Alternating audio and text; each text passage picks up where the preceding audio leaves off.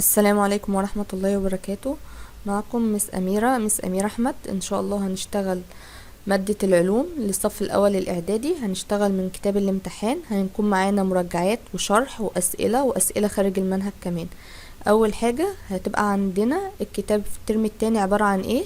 عبارة عن 4 وحدات، كل وحدة لها خاصة بيها لنفسها. أول حاجة المواد الكيميائية. المواد الكيميائية احنا عارفين اللي هي فيها 3 مفاهيم عندنا: فلزات واللا فلزات والأحماض والقلويات والمواد الكيميائية والأملاح. الوحدة التانية عن الطاقة وتطبيقاتها، التالتة عن البيئة والوراثة، الرابعة عن دورات الطبيعة. ان شاء الله معانا اول درس هنبتدي بيه الفلزات واللا فلزات. يعني ايه فلز ويعني ايه لا فلز؟ اول حاجة الفلزات دي من الخصائص بتاعتها اللي هي بيكون اخر مستوى فيها لا اما 1 أو 2 أو 3، يبقى دي كده فلزات اللي هو اقل من 4. طيب الفلزات بتوجد في حالة ايه او الخواص بتاعتها ايه؟ بتوجد جميعها في حالة صلبة، ما عدا الفلزات كلها بتوجد في حالة صلبة ما عدا الزئبق. الزئبق هو العنصر السائل الوحيد الفلز. بيجي سؤال ايه هو العنصر الفلز السائل؟ يبقى عنصر الزئبق. طيب الفلزات لها ايه تاني او خصائص بتاعتها ايه تاني؟ لها بريق معدني. طيب لها بريق معدني. طيب في ايه تاني ليها الفلزات من الخصائص بتاعتها؟ قابلة للسحب والترك والتشكيل. زي ايه نقدر فيها؟ اللي هي نقدر نستخدم النحاس مثلا. النحاس نقدر نستخدمه في اسلاك الكهرباء.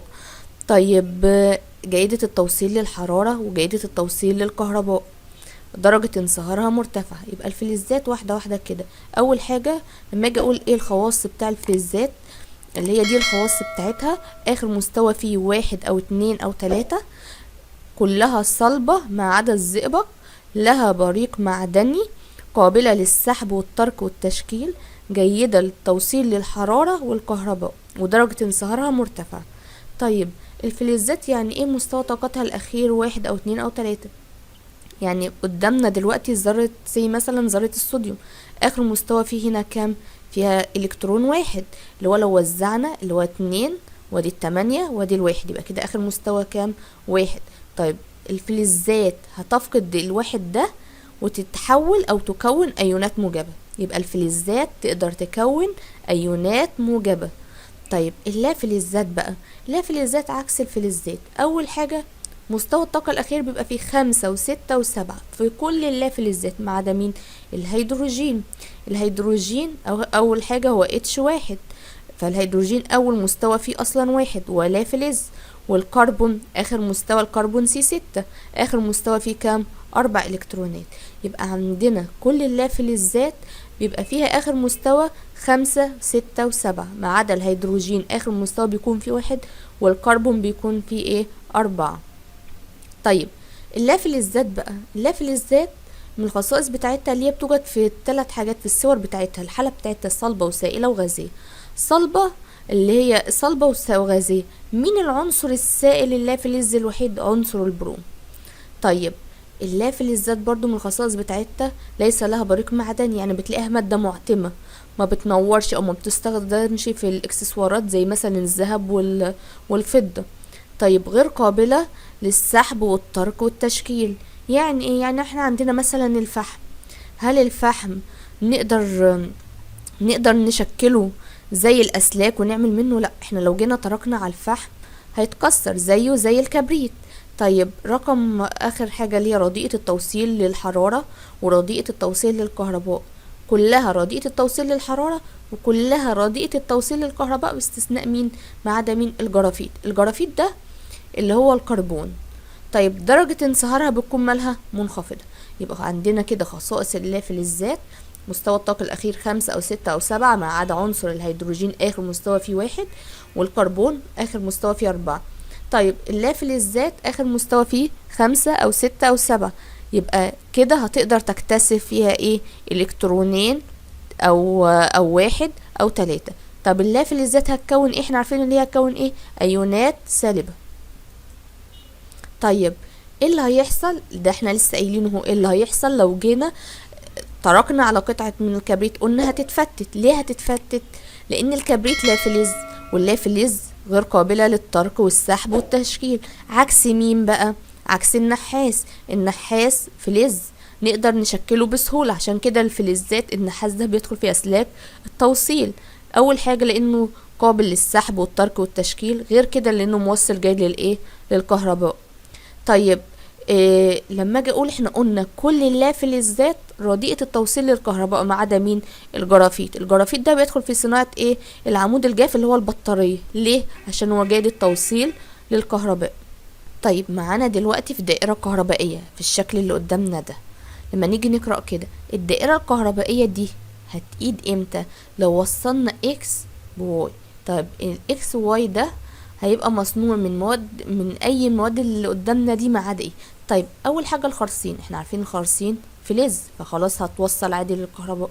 الجرافيت لا فلز، بس احنا عارفين الجرافيت لا فلز موصل للكهرباء. الفضه فلز.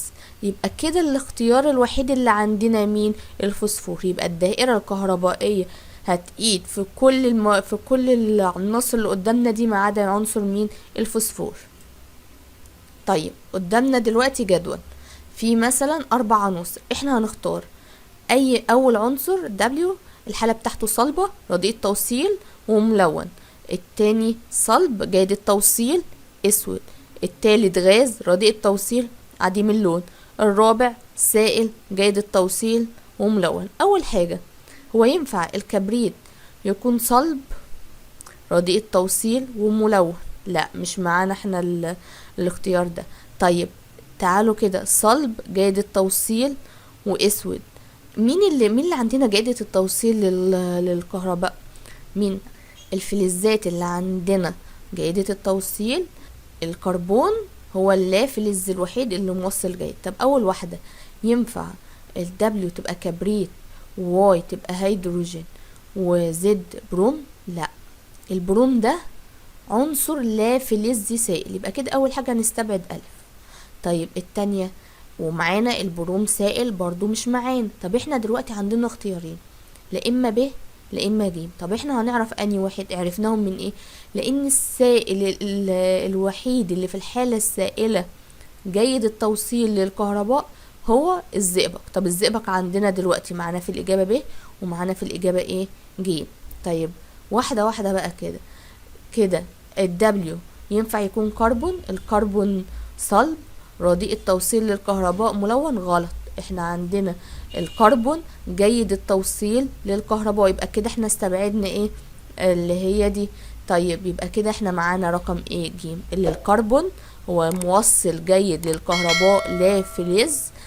معانا الاكسجين والزئبق هو العنصر السائل الوحيد من الفلزات. طيب دلوقتي احنا عندنا العناصر مع بعضها لما ترتبط مع بعضها بتشكل قوة. طب القوة دي هتكون رابطة فلزية او شبكة بلورية فلزية. طب الشبكة دي هتبقى على احنا قلنا فلزات هتكون على هيئة كاتيونات. كاتيون ده يعني ايونات موجبة، شحنة موجبة. طب الشحنة الموجبة ده هيعمل هيبقى حواليه سحابة من الالكترونات. الالكترونات دي احنا عارفين اللي هي شحنتها سالبة حرة التكافؤ. يبقى لما الفلزات بتترتب مع بعضها في شبكة بلورية هتبقى على هيئة كاتيونات اللي هي ايونات موجبة، دي هتبقى حواليها الكترونات حرة الحركة. طيب الرابطة بقى الفلزية دي عبارة عن قوة تجاذب بين ايون الفلز مع مع السحابة الالكترونية. يبقى الرابطة الفلزية دي عبارة عن قوة تجاذب. التجاذب بتنشأ بين ايونات الفلز الموجبة والسحابة الالكترونية. طيب هي كده الرابطة الفلزية دي هتعمل في درجة انصهار العنصر؟ هتعلي درجة انصهاره. ليه بقى؟ لان كل ما الرابطة الفلزية زادت يعني معنى كده العدد الكترونات التكافؤ في الفلز زادت. عدد الالكترونات يعني يعني احنا مثلا عندنا العنصر الصوديوم ده كده عنده اشارة موجبة اللي هو ايون موجب شحنة موجبة واحدة. طب المغنيسيوم عنده شحنتين. طب الالومنيوم عنده 3. يبقى كده دي عنده 1 ده عنده 2 ده عنده 3. طيب وكلهم حواليهم الكترونات سالبة سحابة من الالكترونات السالبة، بس مين عنده اكتر ايونات موجبة؟ او شحنات موجبة الألمنيوم، فبالتالي درجة انصهاره اعلى. يبقى كده كل ما بيزيد عدد الشحنات الموجبة بتزيد حواليه الالكترونات الحرة، فبتزيد الرابطة الفلزية، فبتزداد الفلزات صلابة وانصهار، درجة انصهارها بتبقى مرتفعة. الفلزات بقى، الفلزات النقية دي ما بنقدرش نستخدمها. ليه بقى؟ الفلزات النقية بتكون لينة، عشان كده بتكون غير صالحة للاستخدام. طب احنا هنعمل ايه؟ طب ما احنا في استخدامات كتير للفلزات بنستخدمها. طب هنضيف عليها بقى ايه؟ مواد تانية تعلي من الصلابة بتاعتها وتدينا خصائص اكتر، اللي هي تعرف باسم ايه؟ السبائك. طيب السبائك دي عبارة عن ايه؟ مخلوط مكون من مسحور فلزين او اكثر. يبقى السبيكة ده عبارة عن فلز وفلز، فلز وفلزين، اي حاجة المهم اكتر من فلزين مسحورين بيدونا سبيكة. طيب السبيكة دي مثلا عندنا سبيكة البرونز، دي مكونة من ايه؟ نسبة كبيرة من النحاس بتصل ل95%، والقصدير بنسبة 5%. نسبة بسيطة من القصدير بس علت السبيكة بتاعتها، استخدام السبيكة والخواص بتاعتها. طيب الخصائص بقى بتاعتها ايه؟ اللي هي اكثر صلابة، احنا لسه قايلين نسبة صغيرة بس علت قوة الصلابة بتاعتها. 2، غير قابلة للصدى. طيب احنا عارفين استخدامات البرونز ده بيستخدم في ايه؟ لا اما في السبائك المستخدمة في صناعة الحلي، الميداليات، التماثيل. طيب في حاجة بقى عندنا اسمها ايه؟ اعادة تدوير. اعادة تدوير دي عبارة عن ايه؟ مواد بنحولها اللي هي مش صالحة للاستخدام الى مواد بنستخدمها. يبقى عبارة عن عملية تحويل النفايات الى مواد جيدة الاستخدام. طيب بنتم تدوير بعض العناصر من الفلزات. احنا عارفين اكتر العناصر الفلزات بنستخدمها عندنا النحاس، الالومنيوم، الحديد. طب ليه بنعيد؟ اشمعنى العناصر دي بنعيد تدويرها تاني؟ ليه بقى؟ اول حاجة عشان صعوبة استخلاصها من خامتها. طب رقم 2، اصلا نسبتهم مش عالية في القشرة الارضية، يبقى اول حاجة تناقص نسبة وجودهم في القشرة الارضية. رقم 2 صعوبة استخدامها من خامتها، استخلاصها من خامتها. رقم 3 التكلفة بتاعتها قليلة، لما نعيد تدويرها احسن ما نجيبها تاني او نكلف انتاجها تاني من الخامات. كده احنا خلصنا الدرس. معانا اختبار بسيط كده في اخر صفحة هنشوفه دلوقتي. اول حاجة لما نيجي نقول ما وجه التشابه بين الفلزات واللافلزات، اول حاجة ليس لها بريق معدني. لا، اللي ليس لها بريق معدني دي اللافلزات. جيدة توصيل للحرارة الفلزات. قابلة للسحب الفلزات. مستوى الطاقة الأخير في ذراتها غير مكتمل بالإلكترونات، يبقى هي دي اللي معانا. يبقى مستوى الطاقة الأخير في ذراتها غير مكتمل بالإلكترونات. طيب رقم 2 كل مما يلي من خواص الجرافيت. احنا عارفين الجرافيت ايه؟ اللي هو لافلز. طب اللافلز يبقى هش ولونه اسود وليس له بريق معدني. ايه اللي مش عندنا في اللافلزات؟ هو اللافلزات كلها رديئة التوصيل ما عدا الجرافيت هو اللي جيد التوصيل للكهرباء. يبقى الإجابة الخطأ هنا، الإجابة اللي هنختارها لافلز رديء التوصيل للكهرباء. طيب رقم 3 العنصر السائل الذي له بريق ولمعان معدني. مين العنصر؟ اول حاجه هو قال عنصر سائل. احنا عندنا عنصرين سائلين، لا اما زئبق لا اما بروم. طب هنعرف هنختار على اساس ايه؟ قال له بريق ولمعان معدني. بريق ولمعان معدني ده من خصائص مين؟ الفلزات. يبقى كده هنختار الزئبق. طيب لما يقول اذا كانت صلابة الصوديوم Na11 على مقياس الصلابة تساوي 5/10، فان درجة صلابة الألمنيوم Al13 تكون نقط.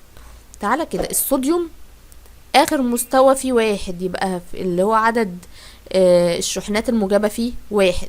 طيب الألمنيوم فيه 3. طيب 1 الاكتر ولا التلاتة؟ التلاتة. طب احنا قايلين كل ما يزيد عدد الشحنات الموجبة بتزيد السحابة الإلكترونية، فبالتالي بتزيد درجة الصلابة. يبقى كده الألمنيوم أكبر. طب هيبقى 1/10؟ لا، يبقى احنا كده نختار الإجابة الأكبر من 5/10. ايه الإجابة الأكبر من 5/10 عندنا؟ 2.75%. طيب تتكون سبيكة البرونز من إضافة نسبة صغيرة من الفلز. احنا لسه قايلين نسبة صغيرة منين؟ من القصدير مع النحاس. طيب لما نيجي نقول بقى علل درجة انصهار المغنيسيوم أعلى من درجة انصهار الصوديوم. احنا قلنا المغنيسيوم فيه كام، عنده كام شحنة موجبة؟ 2. طب الصوديوم Na11 فيه 1. هنقول ليه درجة الانصهار اعلى؟ هنقول لان عدد الالكترونات التكافؤ في المغنيسيوم اعلى من عدد الكترونات التكافؤ في الصوديوم، فبالتالي ايه اللي بيحصل لي؟ عدد الالكترونات لما بتزيد قوة الربط هتزيد، وبالتالي هترتفع درجة ايه؟ الانصهار. طيب ده سؤال هنشوفه ان شاء الله في التعليقات، الاجابات بتاعتكم في التعليقات، نشوفكم فهمتوا معانا ولا لا. اول حاجة لما اقول ايه اخطر في درجة الانصهار، الكالسيوم Ca موجب 2 ولا البوتاسيوم K1 موجب 1 اللي هو الشحنة الموجبة بتاعته، وليه اعلى في الانصهار؟ ان شاء الله كده نكون خلصنا اول درس، وان شاء الله مستمرين معاكم بقية الدروس. استنونا في فيديو جديد.